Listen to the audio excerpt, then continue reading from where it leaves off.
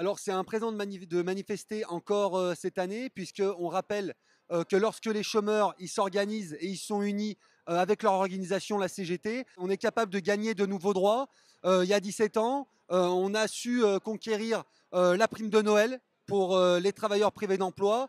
Et là, chaque année, on se bat pour qu'elle soit reconduite, hein, puisqu'il n'y a pas de reconduction tacite automatique. La prime de Noël est octroyée par le gouvernement chaque année en décret. Voilà, donc c'est déjà important de se mobiliser pour ça.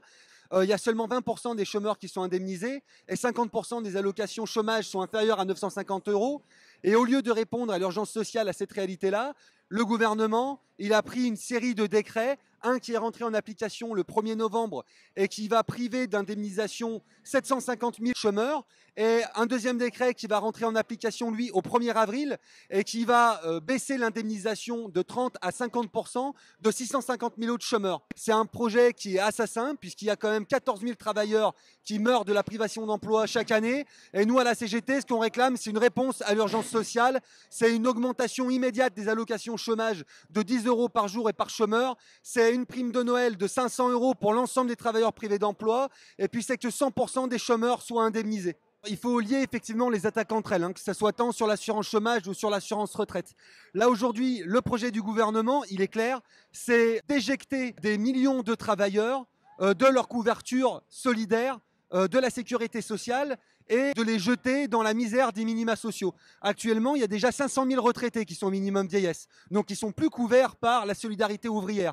Le projet du gouvernement, c'est demain que ce soit des millions de travailleurs et de retraités qui soient dépendants des minima sociaux. Et à la CGT, nous refusons cette casse-là de notre sécurité sociale.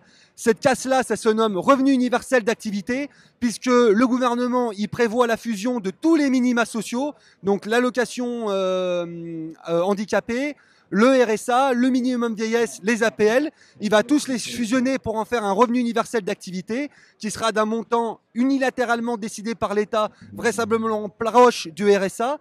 Et ce RUA-là, eh ben, il va fonctionner comme une assurance sociale socle d'État pour tous les travailleurs qui ne seront plus couverts par la sécurité sociale parce qu'elle sera privatisée. Le gouvernement, il a essayé d'opposer les travailleurs entre eux et de dire que le régime des retraites par points, c'est pour les travailleurs précaires. Or, on sait très bien que si la durée de cotisation, on l'allonge, et que si les pensions, elles sont calculées sur l'ensemble de la carrière, et ben tous ceux qui auront des carrières hachées et qui alterneront des périodes d'emploi et des périodes de chômage, c'est eux qui vont être touchés les premiers. Donc voilà, aujourd'hui, ça suffit. Aujourd'hui, le gouvernement, il doit répondre à l'urgence sociale. On a lancé, la CGT et une intersyndicale, l'appel à la mobilisation le 5 décembre. Elle va se poursuivre. Il y a déjà plusieurs fédérations CGT qui appellent à des grèves reconductibles. Il y a 2 prochaines dates de mobilisation, les 10 et 12 décembre prochains. On appelle l'ensemble des travailleurs privés d'emploi et précaires à se mobiliser aux côtés des travailleurs en grève.